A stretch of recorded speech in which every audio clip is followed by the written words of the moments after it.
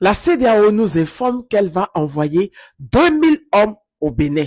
À l'annonce de cette nouvelle, ça créait beaucoup de questions. Parce que le président Patrice Talon a informé que les militaires qui ont fait la tentative de coup d'État étaient en fuite et que la situation était sous contrôle. Pourquoi envoyer 2000 hommes encore au Bénin? Pourquoi? L'armée béninoise est-elle où?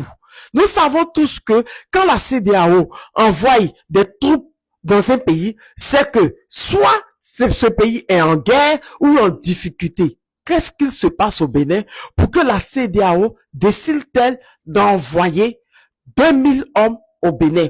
Quand tu poses la question, les pro-Patrice Talon disent que oui, t'es pas béninoise. Mais c'est une question. Normalement, quand la CEDEAO se déplace, c'est que le pays est en danger.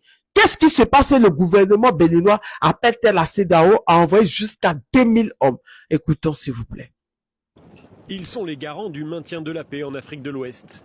La force en attente de la CEDEAO, aussi appelée Casque Blanc, a été mobilisée au Bénin à la demande du gouvernement après une tentative de coup d'État. Des militaires de pays voisins sont ainsi en cours de déploiement. Ce n'est pas la première fois que ce contingent est utilisé. Depuis la création de la force en attente de la CEDEAO en 1990, ces troupes sont intervenues au Libéria, en Sierra Leone, en Guinée-Bissau, en Côte d'Ivoire ou encore au Mali en 2013 pour soutenir le gouvernement face aux avancées des rebelles islamistes. Plus récemment, en 2017, la CEDEAO est intervenue en Gambie où le président sortant Yahya Jammeh refusait de reconnaître sa défaite. Lors du coup d'État au Niger en juillet 2023, la force était supposée intervenir pour libérer le président Bazoum, mais n'a finalement jamais été mobilisée. Car son déploiement au sein de pays membres n'est pas toujours évident.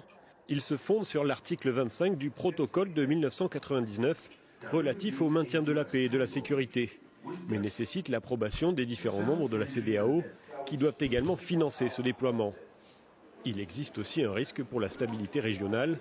3 membres ont d'ailleurs quitté l'organisation suite à des coups d'État, le Mali, le Niger et le Burkina Faso.